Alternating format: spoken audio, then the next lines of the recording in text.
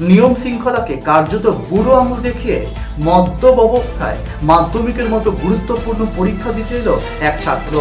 মালদা শহরের একটি পরীক্ষা কেন্দ্রে পরীক্ষার প্রথম দিন এমন ঘটনা ঘটল। বাংলা পরীক্ষার দিনেই এমন কাণ্ডে চাঞ্চল্য ছড়ায়।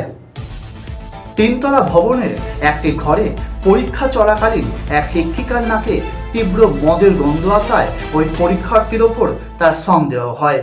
সঙ্গে সঙ্গে তিনি বিষয়টি প্রধান শিক্ষক ও পশ্চিমবঙ্গ মধ্যশিক্ষা পর্ষদের আধিকারিকদের জানান। এরপর পরীক্ষার্থীকে আলাদা করে জিজ্ঞাসাবাদ করা হলে সে স্বীকার করে যে পরীক্ষা দিতে আসার আগে সে মদ্যপান করেছিল। পরীক্ষার গুরুত্ব বিবেচনা করে ও শৃঙ্খলা বজায় রাখতে ওই পরীক্ষার্থীকে তখন ঘরের শেষের দিকে বসিয়ে পরীক্ষা নেওয়া হয়। এই ঘটনায় শিক্ষা মহলে এবং অভিভাবকদের কপালে চিন্তার ভাঁজ পড়েছে।